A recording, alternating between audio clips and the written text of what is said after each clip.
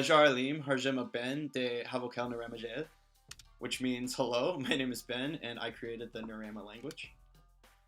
Tharlim Haludas Jasmine Harjel, which means today I will teach Jasmine my language. So that will be the extent of my Nuráma speaking. I'll speak in English for the rest of the video. But I wanted to start with some self-introductions. So for those who don't know me, my name is Ben Norton. I'm originally from Nebraska, America, but I've been living in Tokyo for about 7 years. And I've been working on this language ever since elementary school and have been developing it into a spoken language after creating the written language when I was younger. And as I mentioned, today I'm joined by Jasmine, so if you want to give a brief introduction of yourself, go ahead. Hey everyone, my name is Jasmine. I've been in Japan for almost, almost 6 years.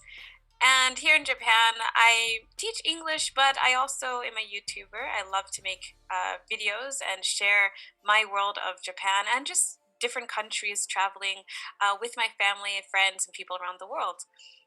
Awesome. Well, thank you so much for joining us today. Was that enough? Oh, yeah, it was great. So, as some of you might know, Jasmine's been the voice of some of the other videos where I've introduced the Nuráma language before, one of the characters. And not only is she a YouTuber, she's officially an author now. She has a book out called 30 Days, Reflection, Gratitude, and Kickassery. And not only did I buy this book and complete it, but I completed it in Nuráma. So this book allowed me to develop the vocabulary in my language and also do some great reflection. So I highly recommend getting a hold of this book, and it's available on Amazon. So there's a QR code for those who are interested. I highly recommend it. So palava, which means let's start. All right, so a little background about the Nuráma language, and I'll be talking to you directly now, Jasmine. The Nuráma language is a spoken and written language I created for a comic book I'm working on with a friend. These are just some of the concept art, or this is just some of the concept art for the comic. We're still in development.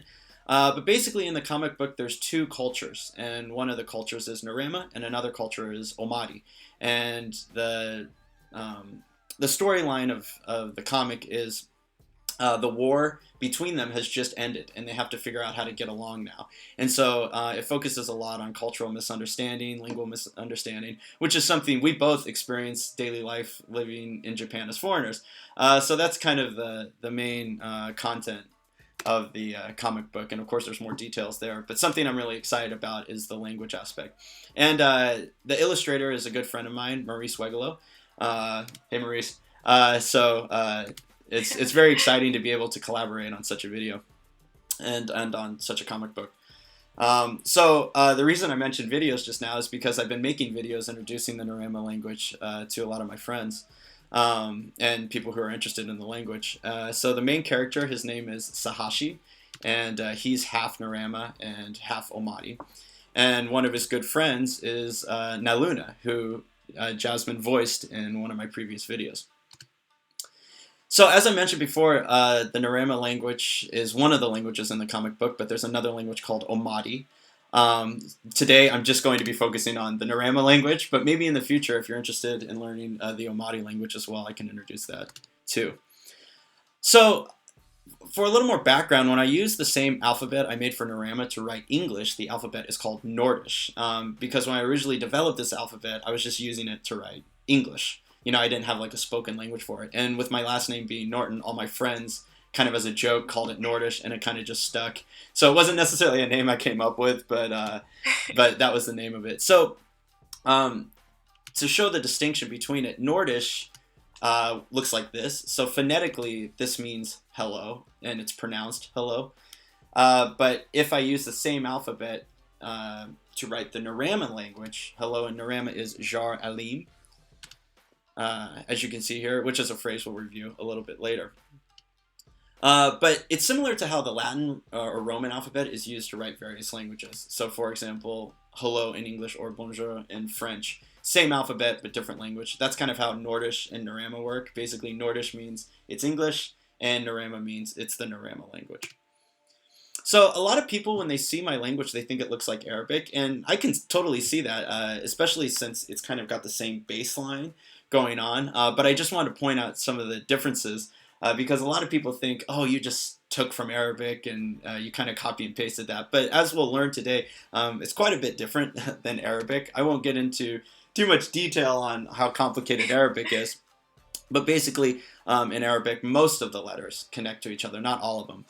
But one of the biggest differences you can see just surface level or in appearance is that in Arabic, you can kind of see all these loops going on.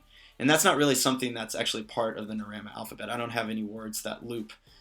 So in my eyes, I see quite a distinction, but probably people who aren't familiar with Arabic or my language at all might think they look the same. But ironically, I have a lot of friends who are native Arabic speakers, and they look at my alphabet, they're like, dude, it totally looks like Arabic. So it's hard to convince everybody, but just in my opinion, that's some of the differences. So finally, I'm going to begin introducing the language, Ramade Nuráma, which means introduction to the Nuráma language. So today you'll learn how to say the following phrases in Nuráma. Hello, nice to meet you, what's your name, and my name is.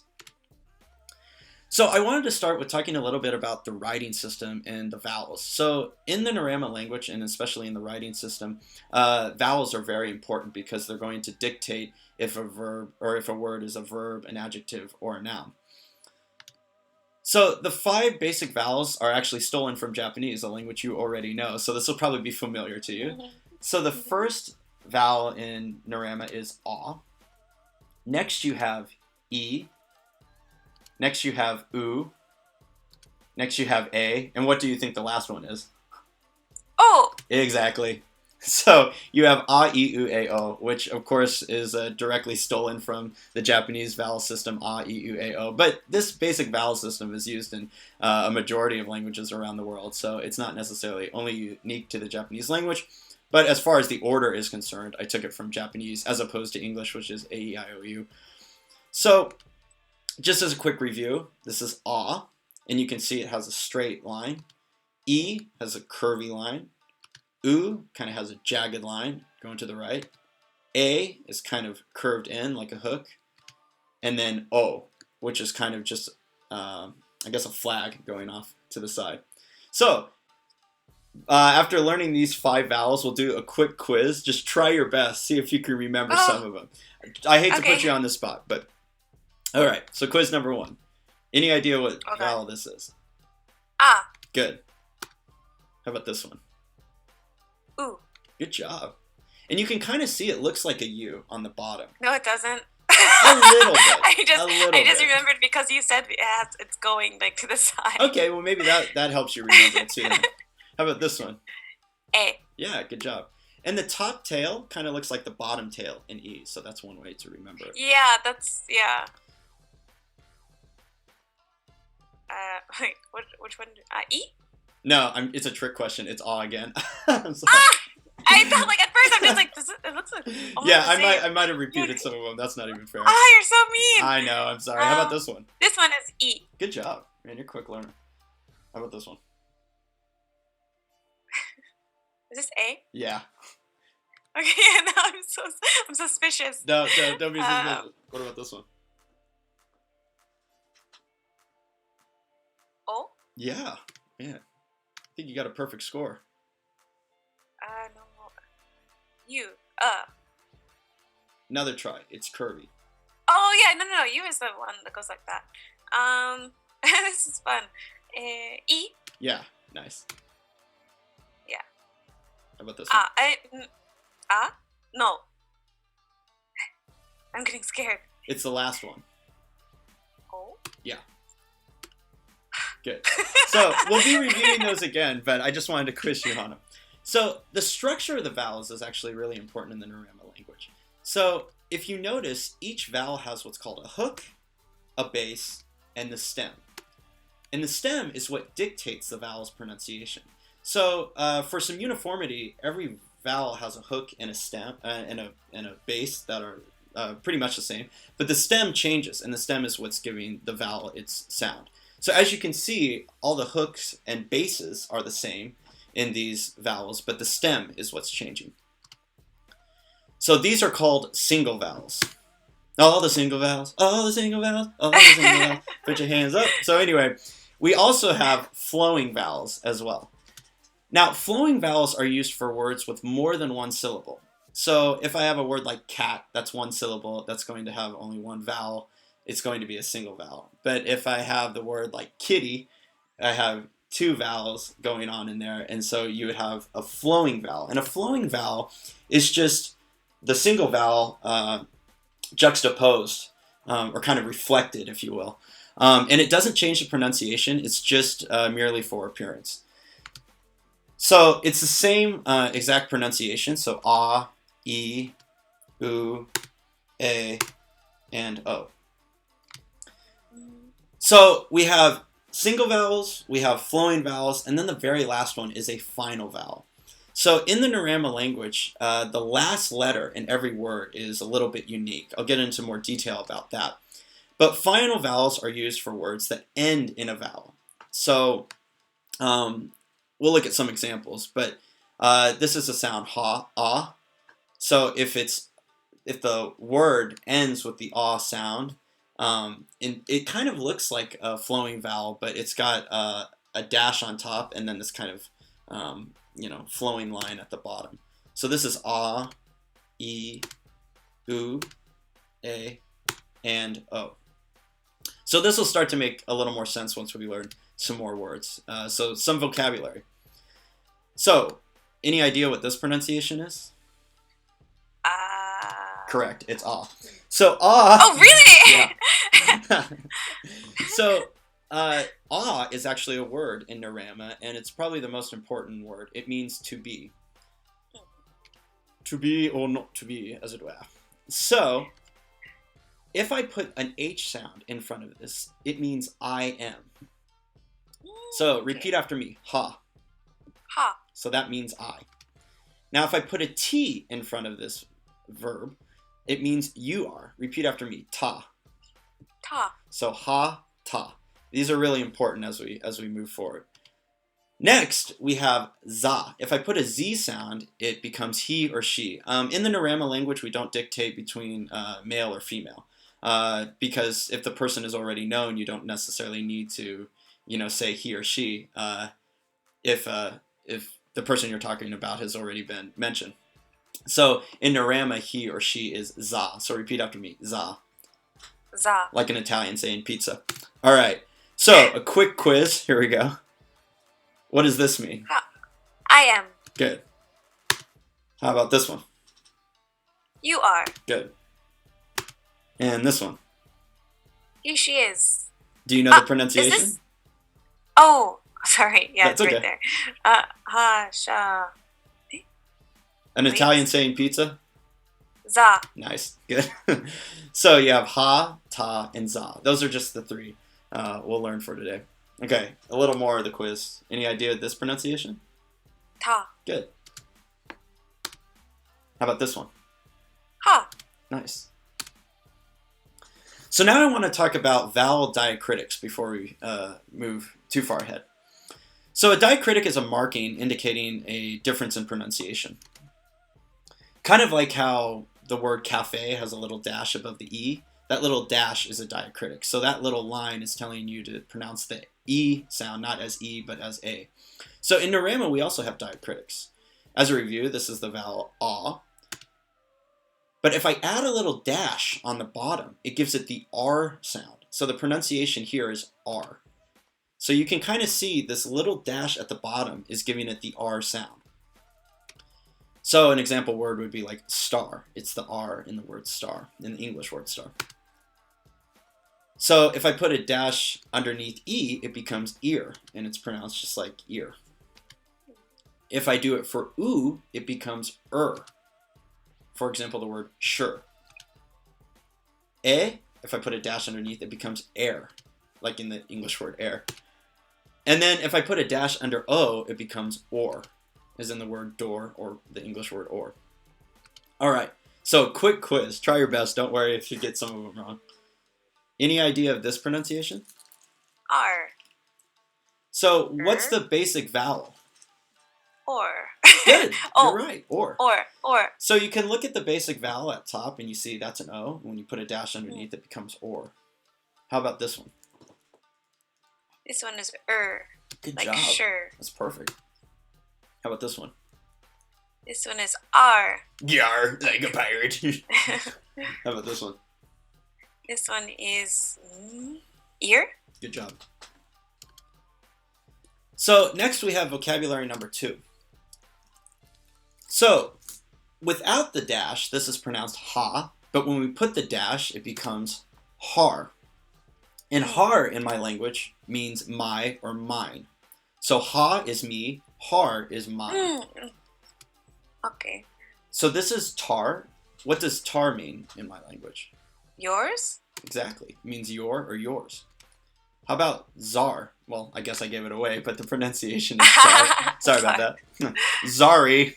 Anyway, wow, that wasn't an intended pun. I'm so sorry. But anyway, so har means mine, tar means yours, and czar means his or hers. So I want to introduce a new vocabulary word, which is something you've heard before as you were doing the voice of Naluna in some of my previous videos, and that's jar. Do you remember what jar means by chance? I remember jar alim. Yeah. So jar means My? good. My? No, it means okay, good. okay. So the j sound doesn't necessarily indicate a person speaking in this case. This is a separate word from har, tar, and zar. Jar just means good in my language. So, as you already said before, hello, which is jar alim. So jar means good, and alim, any idea what alim means? Day? Exactly, it means day. So jar alim, it means hello, but direct translation, it means good day.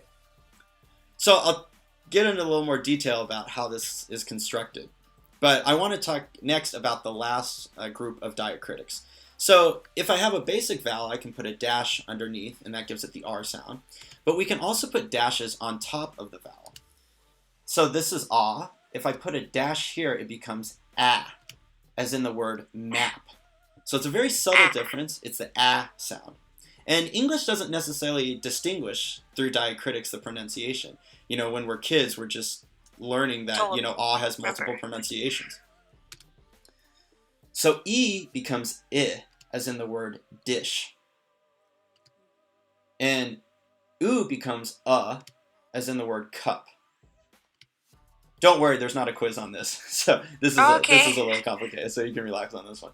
So not only can I put diacritics on top, I can put 2 dashes at the bottom of the vowel. And if I put 2 dashes, it's giving the vowel kind of an E sound at the end. So u becomes as in the word should, could, would.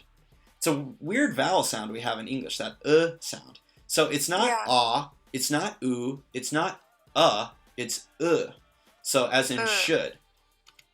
Kind of like James Brown saying like that's the sound. It's like with your bad self. So anyway, next we have the A, and if I add an E, it's making it A, as in the word day.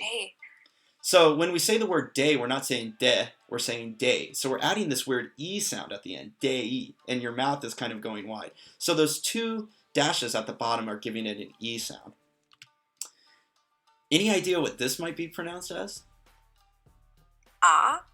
So what's the base vowel? Is it? Okay, good. What do you mean? That's correct. So if I add an E sound to O, what does it sound like? Yo. Put the E at the end of O. Oi. Exactly. Great job. Oi. It's oi, as in the word toy. So this can be pronounced as one syllable. It's oi. It's not O-E, it's oi. It's one syllable. So that's why we're putting it. I could write it O-E and get that oi sound. But this diacritic gives me that in one syllable. So we have oi. We also have one last diacritic, which is a hook at the top. And this one's a little difficult. This one is pronounced I, as in the word I. Now, it would make sense for me to put 2 dashes underneath ah to make it ah-e. That would make sense logically. But there's a reason I have to use this diacritic, and I'll show that a little bit later. So if I add this hook diacritic to O, it becomes ow, as in the word now. So we have I and we have ow. Now, the reason I needed to put a hook to make the I-E sound is because if I put 2 dashes underneath, there's another diacritic with the one dash underneath that would give it the R sound. And so this is pronounced as ire, as in the word fire. So fire, it's ire sound. So it's I and combined.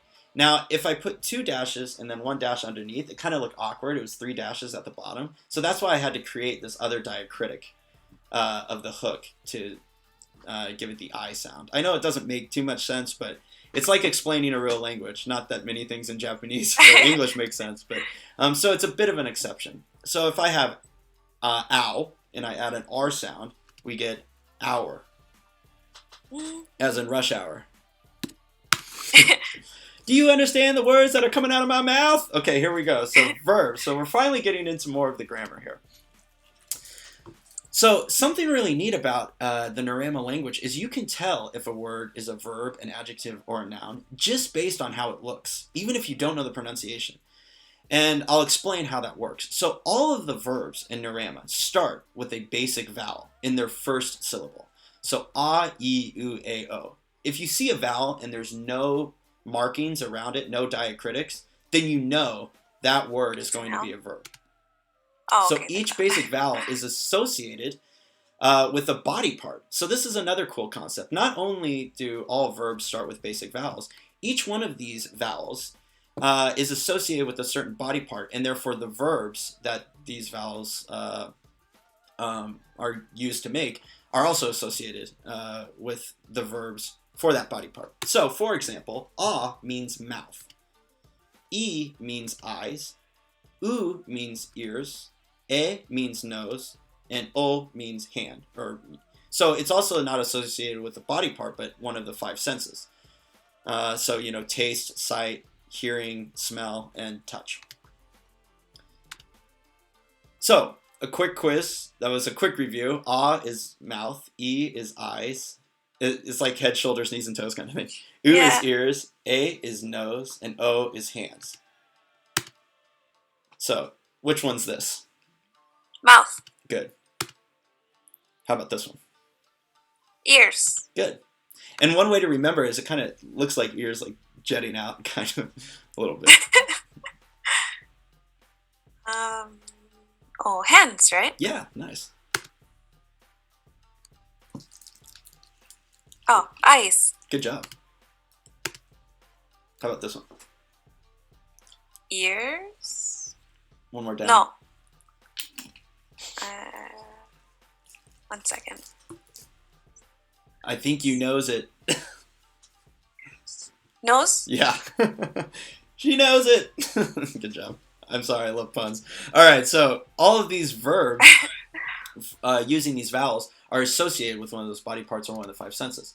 So, for example, verbs starting with a, for example, the word to taste or the word to speak start with the letter a. I is to see, but it also in my language means to move. For example, the word iki, which I, of course, took from Japanese, but like a weird coincidence, I think it's Albanian. Iki also means to go. I just found randomly on the internet, which is crazy that there's like this weird coincidence between like Albanian and Japanese. So people think I stole like iki just from Japanese, which I did, but it also means to go in other languages. So that's kind of a bizarre coincidence. But the reason I chose this verb or this vowel to mean the verb to move is because our eyes move all the time. And so that kind of evokes movement. So naturally, to hear starts with the oo sound for ears, but also to think because we're hearing thoughts inside our head. So like when we think in Nuráma, the word to think starts with the vowel oo. Nose means to smell, but it also means to meet. And the reason is because the characters in my comic book, they're not really a particular animal. They're kind of rodent looking like, but they also kind of look like dogs. So, but they have a really heightened sense of smell. And so they can smell who's around, just kind of like how dogs do. So since this language is for those characters, the word to meet someone also is associated with the word to smell someone. And then lastly, hands naturally mean to touch or to feel. And verbs that start with O, it can also mean feeling as something you touch, but also like a feeling as an emotion as well. So that covers a lot of the verbs. So when I have to create verbs in my language, I'm thinking, well, what's the predominant sense here?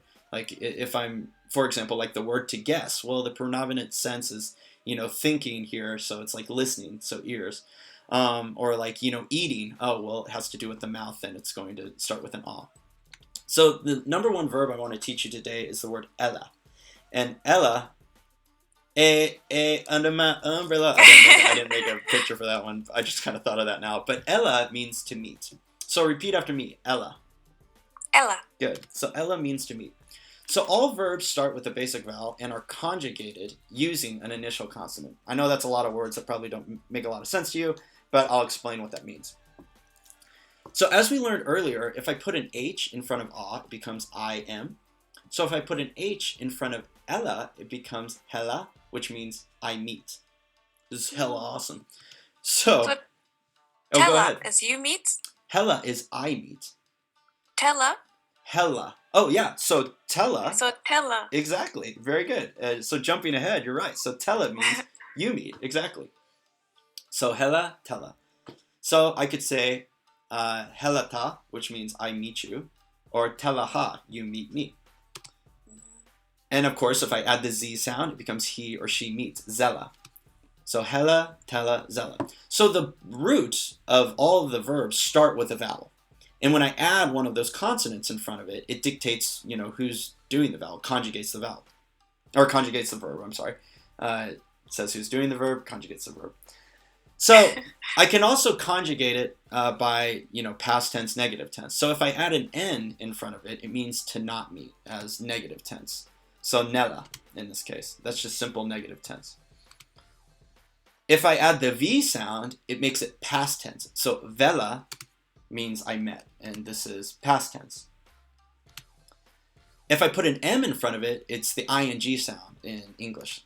So mela, I'm meeting someone. This is present progressive tense. And as another example, if I put the L sound in front of it, lela, this means I will meet. So this is like a future tense. So halelata means I will meet you. I'm kind of jumping ahead here, but I will meet you. If I put ha in front, ha lela. So ha lela means I meet. Now, this gets a little bit confusing, and there won't be a quiz on it, but just to introduce the concept. So Nuráma has beginning consonants and ending consonants, like uppercase or lowercase in English. And so this is a beginning consonant, this L. But if I move it to the verb to be, and I add it at the end, it becomes an ending consonant. So a few Nuráma letters also have middle consonants, including L. Not all letters have middle consonants, but L just happens to be one. So you can kind of see the L in ella, and you can see the L in hal. So when you are conjugating a verb in Nuráma, and you have to put two vowels in front of it, for example, I need the H sound and I need the L sound to mean I will, we use the verb to be in between. So ha means I am, hal means I will. So halela means I will meet you. So just to make it faster to write, we put what would be the beginning consonant in that verb. We make it the ending consonant of the verb to be. I know it's complicated, but it's like how real languages are. It's a little complicated. So a few Nuráma letters, like I said, like the L sound, have middle consonants as well. So here's the example of L. So putting this all together, halela ta means I will meet you. We've already learned that ta means you. Yeah. So hopefully that makes sense so far. And then just to show a little punctuation in the Nuráma language, like in Japanese, it's a circle at the end for a period, like this. So halela ta, that means I will meet you. So if I put havela ta, this means I met you. So I'm taking that V sound that was past tense at the beginning of the verb, and I'm making it the ending consonant. So havela ta means I met you, as you can see here. And one I didn't introduce, but is important for the next phrase we're going to learn. We've already learned Charlie. So next, I want to learn the next phrase. And the pronunciation at the beginning here is habelata. So if I put the B sound in front of a verb, it means because something. So if I say bella, it means because I met. I won't get into detail. This is a little complicated, but it's a rare grammar rare grammatical pattern. I've explained it in some of my past videos. But if I put habelata, it literally means because I met you. So habelata, this B sound is because. And then I have a comma here for punctuation. So if I put habelata ajar, it means I because, me, you. A, which means to exist, it means it is. And then we've learned jar, which means good. So habelata ajar, if I put this all together, what do you think it means as a phrase?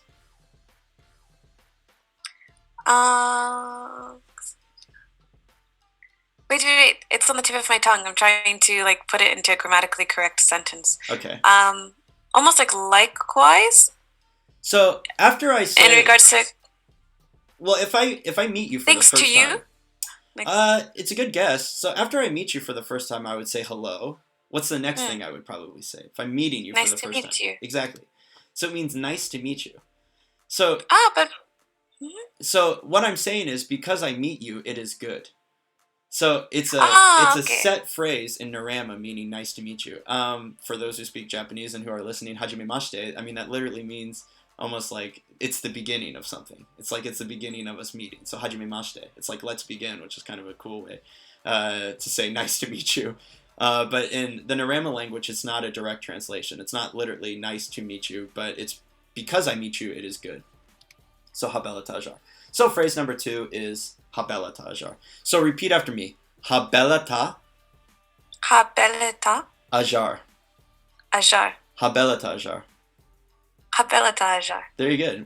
Very good. One more time. Habelata ajar. Habelata ajar. Good. So the B sound, even though it's at the end of that verb, it's liaisons into the next word. So it flows together. So it's not habela, habela. It just flows into it. And so that's just one of the concepts between, you'll see a lot of liaison where the ending consonant flows into the beginning. So next I want to move on to adjectives. So in the Nuráma language, all adjectives have one of these bottom dashes in the beginning or initial, what do I want to say? Onsatsu in Japanese. I can't think of the English word. Give me a second here. Syllable in one of the initial syllables. So like at the beginning of the word. That's terrible. Okay, so anyway.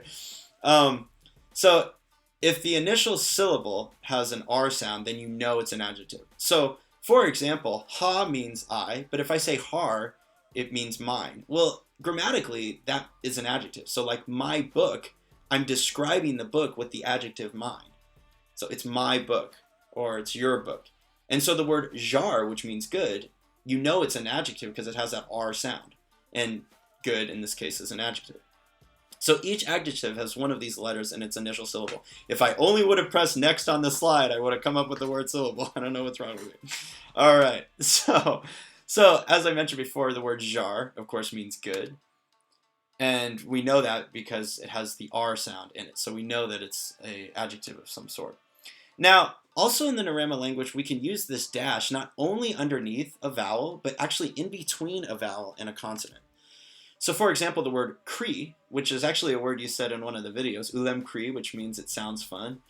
So kri means fun. And this R sound is going in between the letter K and the letters E. So not only can adjectives have the dash underneath the vowel, but it can go sometimes in between. So anytime you see this dash at the beginning, if it's underneath a vowel or if it's between a consonant and a vowel, then you know it's going to be an adjective. So I think that makes it a little easier to learn because not only just by listening to the language, you can guess, oh, this is a verb, adjective, or noun, but you can also see it as well. So I designed it that way on purpose. So, quick quiz. Guess if the following words are verbs or adjectives. You don't have to know the meaning, but just guess if it's a verb or an adjective. What do you think? Verb? So you can see there's a dash at the bottom. Yeah. So if you see that dash, then it's an adjective. Okay. So anytime you see that dash, one line, it tells you that it's an adjective. So how about, so this means jar. So how about this one? So this one is the verb. Exactly, because there's no markings around it. It's just the basic verb eat. And this means ella to me. How about this one? Is it a verb or an adjective? This one's an adjective. Good. And you can tell because there's that little dash in between the K and the E, which means cree or fun. How about this one? Verb? Very good. So there's no dash, so you can tell that this is a verb because it's starting with the basic vowel. And this is aji, which means to eat. And if you speak Japanese, aji means flavor, so I kind of stole from that as well. But it's a, which has to do with the mouth, so that's why I used it. How about this one? Verb? Good. Again, there's no dash. This is udes, which means to teach what I'm trying to do. All right, good. All right, so next I would like to talk about nouns. So all of the verbs, again, start with a, I, U, E, O, one of the basic vowels. All of the adjectives start with a vowel that has one of those little dashes at the bottom. And basically the nouns are all the rest of those diacritics. So either one dash on top, two dashes at the bottom, or a hook on top. So each noun has one of these letters in its initial syllable. For example, the noun jum. Jum means name, and you can tell it's a noun by those two dashes at the bottom. So a quick quiz. Guess if the following words are verbs, adjectives, or nouns. All right, good luck. Is this a verb, an adjective, or noun? Good, it's a verb. And you can tell just because it's a basic vowel at the beginning.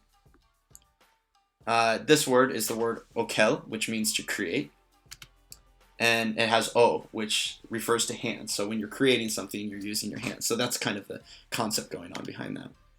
How about this one? Noun? Exactly. So it has two dashes at the bottom, and this noun is jum, as I mentioned earlier, which means name. How about this one? Adjective? Great job. Yeah, it's got one dash in the beginning. And as you can see, there's flowing vowels in here where kind of the vowels double. So they have the same pronunciation, but it's used just to make the vowels flow a little bit better for aesthetic reasons. And this is the word carpi, which means funny. It's a funny word for funny. Carpi. Carpi. So, yeah, zakarpi, which means like he's funny or she's funny. How about this one? Verb. Try again. What? That's not fair. Well, Adjective? if it was a verb, it wouldn't have a dash in the beginning. Touche. Noun? Good job.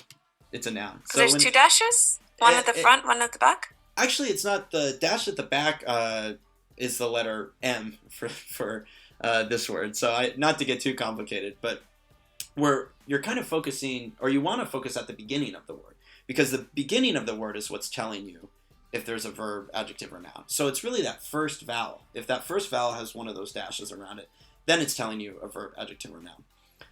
The reason this is a noun is because the dash is on top, not on the bottom, which is giving it the a word, or the a sound. And in this case, it's alim, which means day, like jar alim. So day is a noun. So you can see with the dash on top, it's making it a noun. So just briefly, I wanted to show capitalizing vowels. So this is the word alim, which is day. And if I add this little X-looking symbol in the beginning, that capitalizes the vowel. Otherwise, vowels don't have capitalization. But if I did want to start a sentence with the word day and needed to capitalize it, it would look like that. And the reason I introduced this is because I wanted to introduce the full list of consonants. So these are all the consonants in Nordish. And as you can see, there's beginning consonant, which is uppercase, middle consonant, which is lowercase, or, the first letter if it's within a sentence. And then we have final consonants. And all of these final consonants, as you can see, have stems, just like the vowels. And so basically, the last letter of a Nuráma word becomes a final consonant, and it has a stem that matches the stem of that vowel. Don't worry, there won't be a quiz on this either, but I just wanted to introduce that aspect. And that kind of what gives Nuráma a bit of a unique appearance, because these last letters, sometimes they look similar to their uppercase and lowercase counterparts, and sometimes they look different. Kind of as an example here, I don't know if the screen is showing all of this. Just a moment.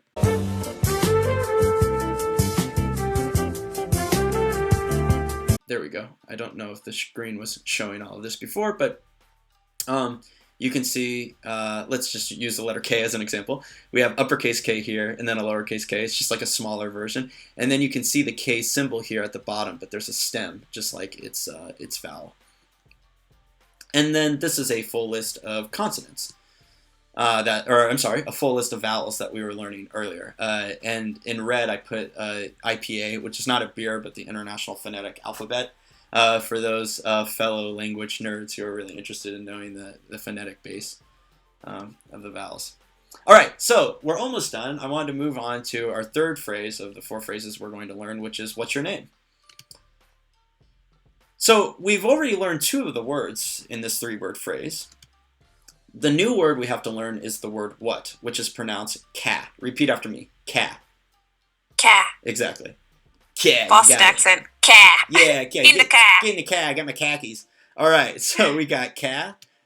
And then we have tar, which is your. So ta is you. When we add that dash at the bottom, it becomes tar, which is your. So this is a direct translation. What's your? And then repeat after me. Jum. Jum. Jum. Jum. There you go. Kind of like the word could, should, jum. It's that vowel sound. So, what's your name in Nuráma is pronounced katarjum. Repeat after me. Katarjum. Katarjum. Good. And try it a little bit faster as kind of one sound. Repeat after me. Katarjum. Katarjum. Good. It's the same in English. What's your name? When we say it quickly becomes what's your name? And that pronunciation is kind of changing as opposed to the individual words, what's your name? When I'm saying it quickly, what's your name? It kind of has a CH sound. What's your name? So it's the same in Nuráma, like any other language. When you say it fast, it kind of flows into the next word. So one more time, repeat after me. Katarjum. Katarjum. Good. So the final phrase that we're going to learn today is my name is. And we actually know all the vocabulary words for this already. Do you know the pronunciation of the first word by chance? Would it be ha? So, har. Good job. So ha means I, and then har in this case means Harjum. Harjum. Very good. Do you know the next pronunciation? Oi. Oh. It's a straight line. Harjum. Ah. Very good. Harjama. Harjuma. Very good. So what this is my name is. Now, the verb ah, which means to be in Nuráma, you can actually put that verb anywhere in any sentence at any time. And the reason you can do that is because sometimes the pronunciation of 2 words back to back is difficult to pronounce. So if I wanted to say my name is in casual Nuráman, I could just say Harjum Ben. But you usually put ah in between to clarify or to make it easier to understand. So it's kind of a separating word. So basically what I'm saying is in Nuráma, you don't need to put ah in this case if you don't want to. But in formal Nuráma, you would, just to distinguish that, you know, the following is going to be my full name. So Harjuma Ben. So repeat after me. Harjuma. Harjama. So if I say Harjuma Ben and you wanted to say my name is Jasmine, how would you say my name is Jasmine? Harjama Jasmine. Exactly. Yay. So a quick quiz. Translate the following sentences. These are all of the phrases that we learned today.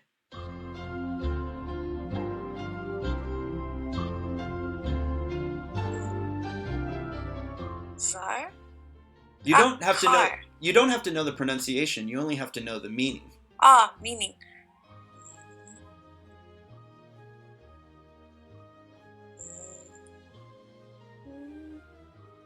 So I'll give you a Your? hint. The first word is jar.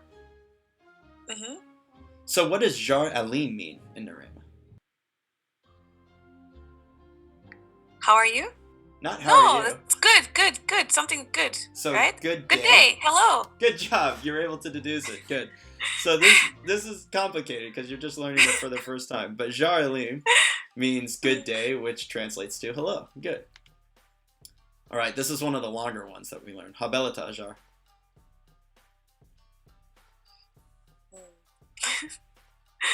So if I meet you for the first time. Nice to meet you. Exactly. So this is nice to meet you. Repeat after me. Habelata jar. Habelata jar. Good. How about this one?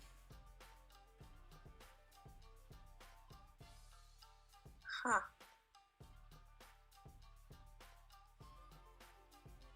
I'll give you a hint. The middle word is tar. Cut. You don't have to know the pronunciation, just the meaning. What's the meaning? I'm trying to translate so I can get the meaning, because just looking at it, I don't know the meaning. Well, you got the first one correct then. Yeah, it's pronounced ka at the beginning. So ka. What? Good. What's your name? Very, very good. That's awesome that you could figure that out. Yeah. So katarjum, that's what's your name. And again, pronunciation katarjum. And I didn't really talk about the pronunciation or the punctuation, but you can see there's a question mark at the end of this one, and then there's an exclamation mark at the end of this one. So there is some unique punctuation going on, but they're similar to English pronunciation or punctuation. All right, so we've learned jar alim, habelata jar, katarjum. What's the last one?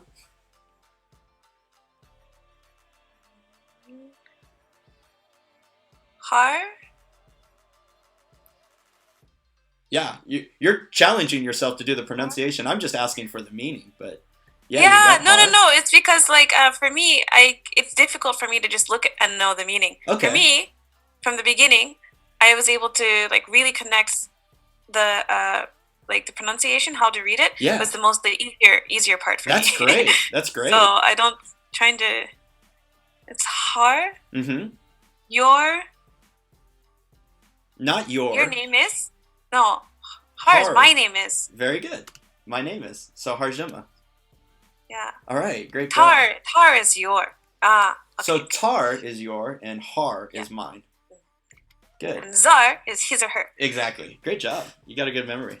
So before we summarize for today, for those interested, just to talk about Nuráma grammar. Nuráma grammar is generally subject, verb, object, just like English. So for example, this is hajinim, and it means I eat fish. And so the H sound is the subject, I. The verb, aji, which means to eat. And nim means fish, and that's the object. So it's similar grammar to English, but the verb conjugation is unlike English, where, the verb conjugation is a vowel with a consonant added to it at the beginning. Just as an example of how the grammar works, it's pretty similar to English. So, hajinim means I eat fish. All right, so in summary for today, we learned 4 phrases. Just as a quick review of these phrases before we end the video, repeat after me. Jar alim. Jar alim. Habelata ajar. Habelata ajar. Katarjum. Katarjum. Harjuma. Harjuma. Good. There's not many native speakers of Nuráma. It's basically just me and a few of my friends. But you're welcome to join the group of native speakers of Nuráma. So if you meet any native speakers with a big sign that says "I speak Nuráma," so you can use this phrase with them. All right. Thank you very much. All right. Well, today. Speaking of which. Hanifta, so thank you very much, which means it means I appreciate you. So the H sound, hanif means appreciation, so hanifta. In the other language, which I'm kind of wearing a t-shirt of, that's Omadi. So in Omadi, that's the indigenous language of the island that these characters inhabit in the comic book. That's Maloa. And then to end, Telaris, it means until later. So Telaris. And Ki Solia. So, all right. Well, Hanifta, Jasmine, thank you so much for joining. Hanifta, thank you so much. This was fun. Yeah, and I'll definitely be in touch to hang out again soon. So, all right. Talk to you later. Thanks. Bye. Bye.